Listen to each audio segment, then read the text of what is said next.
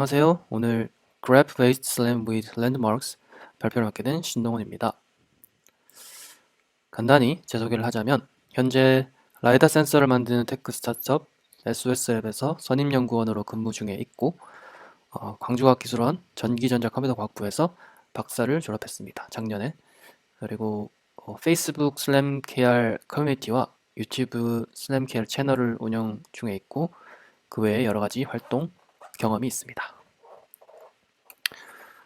어, 앞에서 최승원님께서 설명해 주신 그래프 베이스드 슬램에 관해서 간단히 정리해 보자면 로봇의 궤적을 이와 같이 그래프 구조로 표현하는 것인데 그래프 노드는 로봇의 포즈를 나타내고 그래프 엣지는 두 노드 사이의 공간적 제약 조건을 나타냅니다.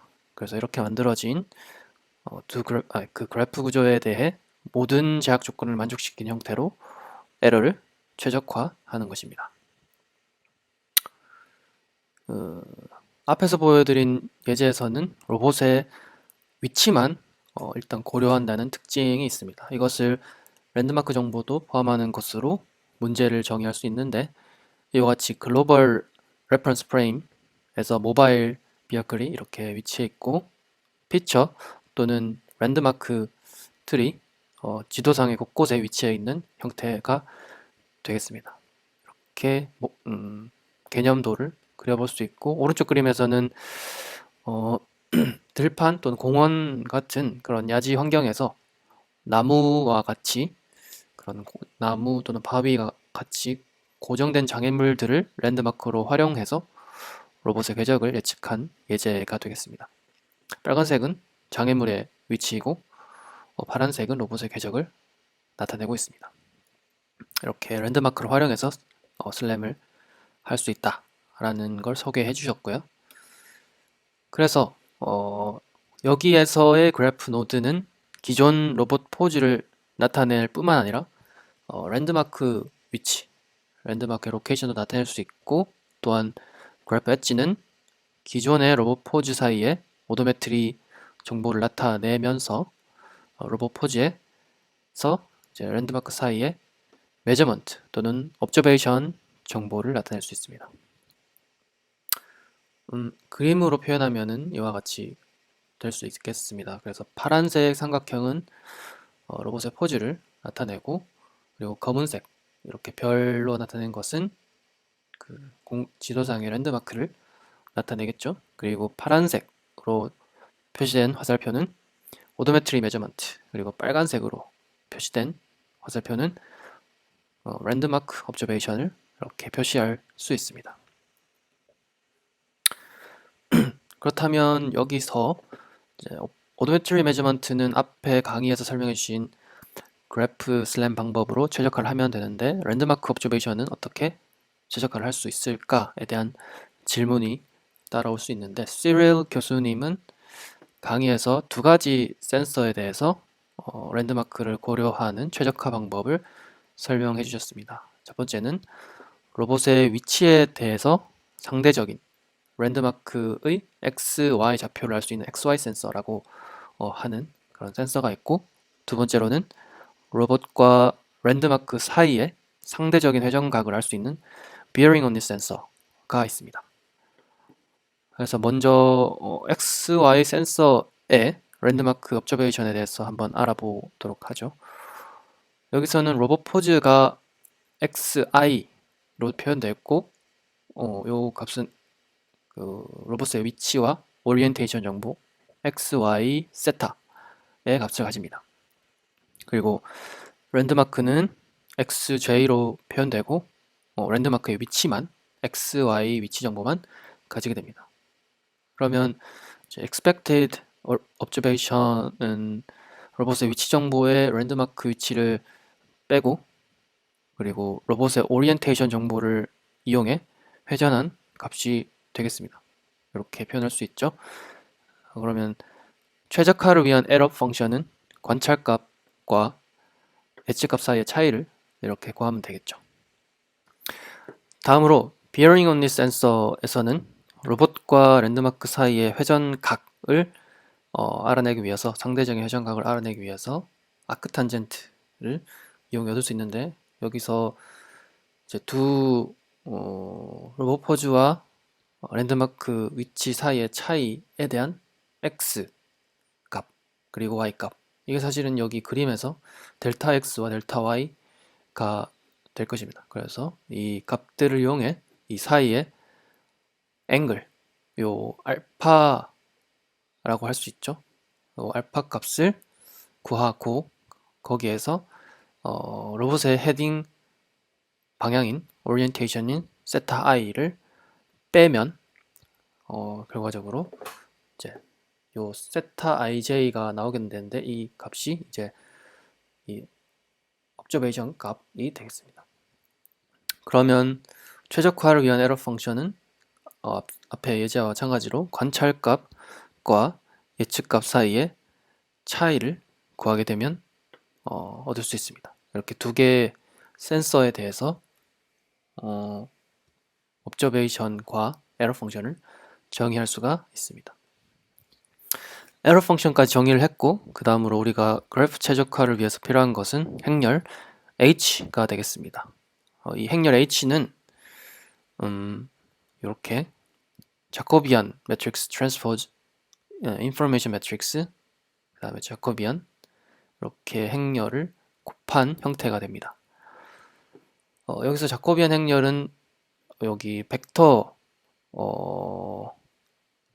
함수인 에러 펑션 e를 벡터인 파라미터 x로 미분한 것이고 XY 센서의 경우에는 이 2x3 크기를 가진 행렬이 됩니다. 이게 왜 2x3인지 좀 생각을 해봤는데 이 XY 센서의 경우에는 에러 펑션이 아까 랜드마크에 대한 메저먼트인 x, y의 2차원 값을 나타내주는 벡터 함수이고 이 상태 변수로 들어가는 것이 로봇 포즈에 대한 x, y 세타의 3차원 벡터이므로 이렇게 보면은 이제 에러 펑션의 x에 대해서 이렇게 행을 구성하고 그리고 y에 대해서 행을 구성하고 그 다음에 거기에 각각 로봇 포즈 x, y, 세타 파라미터들에 대해서 미분을 한 형태로 이렇게 구성을 하면은 2x3의 행렬이 나오게 되는 걸 알 수 있습니다. 여기서 행렬 h의 랭크는 요 위에 표시한 이제 랭크 어떤 행렬 a가 있을 때 a 트랜스포즈 a의 랭크는 rank of a transpose is equal rank a 이런 성질에 의해서 자코비안 행렬 랭크인 2보다 클 수가 없게 됩니다.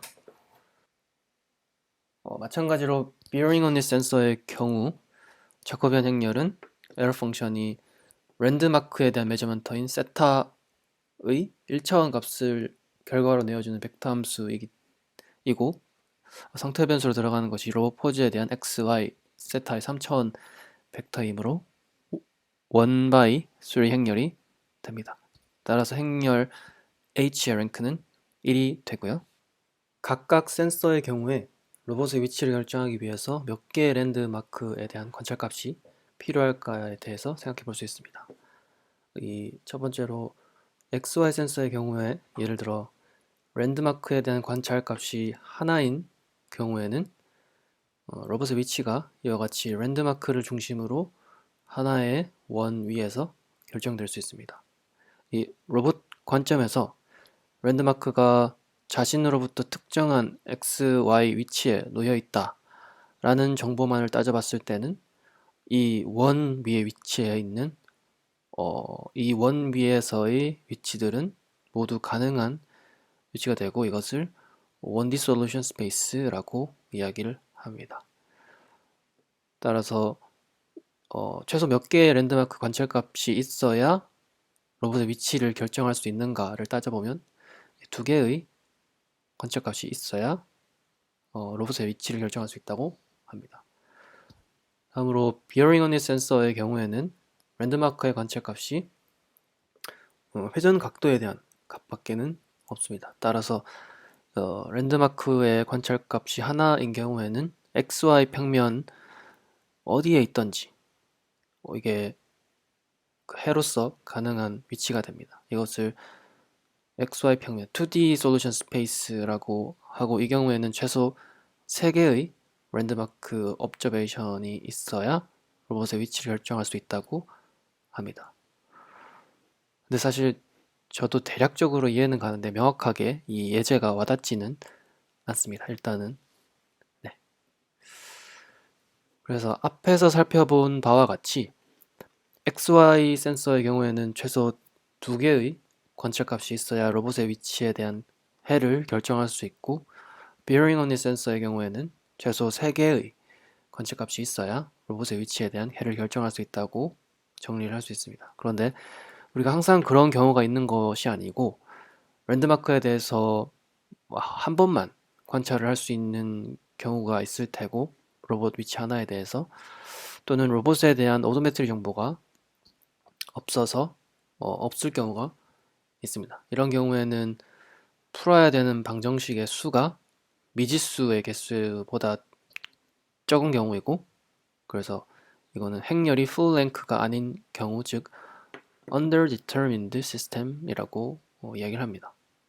이때 해결할 수 있는 방법이 underdetermined system H에 댐핑 팩터를 더해줌으로써 이거를 일부러 의도적으로 full length로 만들어주고 이것에 대해 선형 시스템을 푸는 그런 방법이 있습니다. 이것을 루덴버그 마르코트 메소드라고 하고 개념적으로는 가우스 뉴턴과 스티프 디센트 방법을 섞은 것이라고 생각할 수 있습니다.